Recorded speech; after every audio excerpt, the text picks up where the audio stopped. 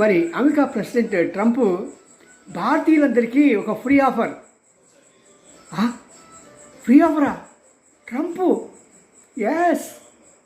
మరి ఇది వినాలంటే ఈ ఛానల్ సబ్స్క్రైబ్ చేశారా? సబ్స్క్రైబ్ చేస్తేనే ముందుకు వెళ్ళండి, లేకుంటే బాగోస్తుమా?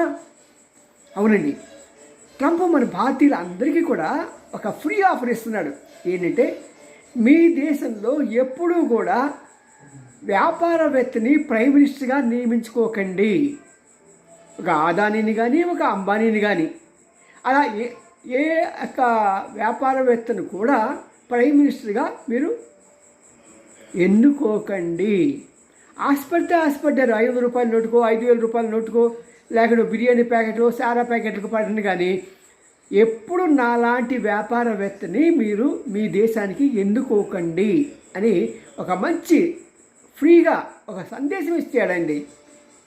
ఎందుకంటే ఇలాంటి వ్యాపారవేత్తల్ని ఎవ్వరు వాళ్ళ యొక్క దేశాధినేతలుగా వాళ్ళు ఎన్నుకున్నా సరే, ఆ వ్యక్తులు ఏంటంటే వాళ్ళకి స్వతహాగా ఉన్న వ్యాపార గుణాలు తప్పించి దేశము, దేశభక్తి, దేశ పురోగతి, దేశానికి లాభము, దేశానికి క్షేమము అనే వాటి విషయాల గురించి పట్టించుకోడు.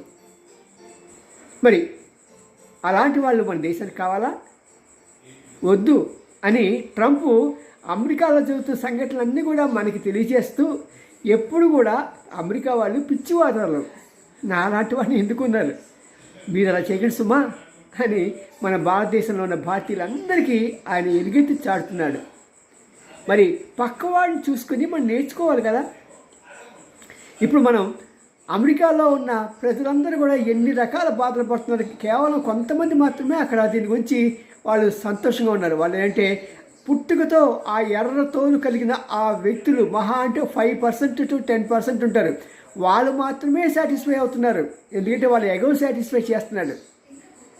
కేవలం 5-10% ప్రజలు ఇతనికి పాలసీస్కి సాటిస్ఫై అయితే లాభం లేదండి. ఇది డెమోక్రటిక్, ఎక్కడ మెజార్టీ ఉంటే అక్కడే.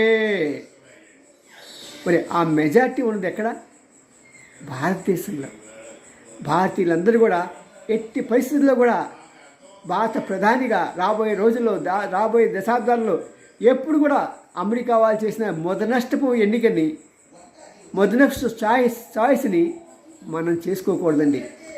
అదే ఫ్రీ ఆఫర్గా మన ట్రంప్ గారు మన భారతీయ ప్రజలందరికీ ఇస్తున్నాడు. ఎందుకంటే ఫ్రీగా ఆయన ఫ్రీగా వచ్చింది కాబట్టి ఆయనకి ఫ్రీగా చెప్తాడు. ఎందుకంటే డబ్బులన్నీ కూడా పాపం ట్రంప్ ఎలాన్ మస్క్ ఖర్చు పెట్టాడు, ఈయన సొమ్మేం పోయింది. మరి ఇలాంటి దమ్మున ఛానల్ మీ గుడిగంటి TV9. See you. సబ్స్క్రైబ్ చేయడం